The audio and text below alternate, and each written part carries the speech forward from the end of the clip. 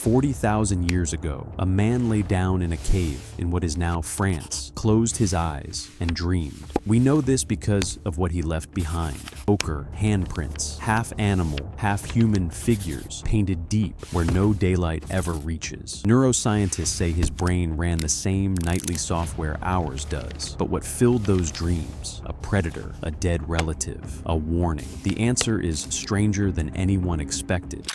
Last night, you dreamed about something strange. Maybe you were falling. Maybe you were being chased. Maybe you couldn't find your way home. You probably forgot most of it by breakfast. But somewhere, tens of thousands of years ago, one of your ancestors woke up from the exact same dream. And what they did with it changed everything about how you sleep tonight. You assume dreams are private, random, a kind of nightly noise your brain makes for no reason. But the truth is far stranger. For most of human history, dreams weren't noise at all. They were information. They were warnings. Sometimes they were law. Start with the obvious question. What did people dream about before electricity, before cities, before screens? You'd think the content would be wildly different from your own dreams. It isn't. Researcher Jerome Siegel, a sleep scientist at UCLA, studied 3 of the last remaining hunter-gatherer societies on Earth: the Hadza of Tanzania, the San of Namibia, and the Simani of Bolivia. He wanted to know how people slept before modern life rearranged everything. What he found broke a popular myth instantly. These groups didn't sleep more than you do. Some slept less, and their dreams, when recorded, weren't full of mystical visions or ancestral spirits waiting to be decoded. They were full of the same things your dreams are full of: threats, awkward encounters, unfinished tasks, fear of failure in front of other people. That's the twist. Your dreaming brain hasn't updated much since the savannah. It's still running old software. Here's what that old software was built to do. Picture a person 40,000 years ago, lying by a dying fire. No walls, no locks, just darkness pressing in on every side, and the sounds of a world that could kill you in it. Predators didn't stop hunting because the sun went down. Neither did rival groups. Neither did the cold. Sleep in that world was dangerous. So dangerous that a brain doing nothing during it would have been a liability evolution couldn't afford. This is where a researcher named Patrick McNamara, who studies the evolutionary function of dreaming at Boston University, offers a compelling explanation. He argues dreaming REM sleep evolved as a kind of overnight simulator, a private theater where the brain could rehearse threats without the risk of actually facing them. Being chased in a dream, losing a fight in a dream, falling from a height in a dream. These aren't random glitches. They're training footage generated by a brain that spent millions of years needing to practice survival, even while paralyzed and unconscious. Think about your own most common nightmare: falling, being chased, losing your teeth, showing up somewhere unprepared. None of these make sense in your life today. You are not being stalked by predators. You do not usually fall from great heights, but your dreaming brain doesn't know that. It's still auditioning you for dangers that stopped being relevant 10,000 years ago. Why? Because dreams didn't evolve to reflect your actual life. They evolved to reflect your ancestors' actual lives. And your ancestors' lives were full of exactly these threats, over and over, for hundreds of thousands of years. Now, here's where it gets stranger still. Dreams in early human societies weren't just private simulations.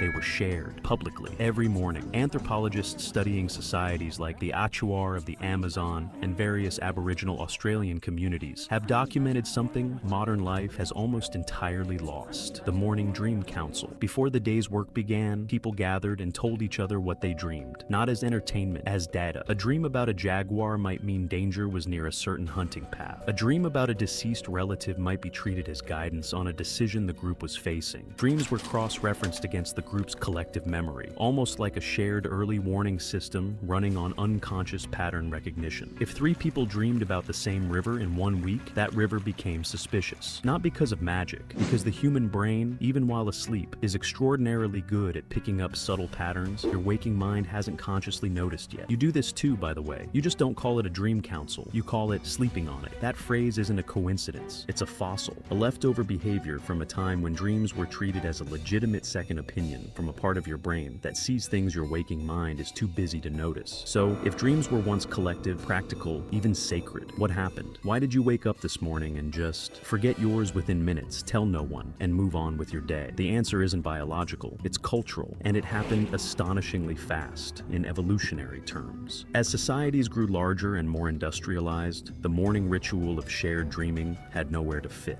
There was no time for a dream council before a factory shift. There was no elder waiting to interpret your night before you clocked in. Dreams didn't stop happening. They just stopped being talked about. The information kept coming. The audience disappeared.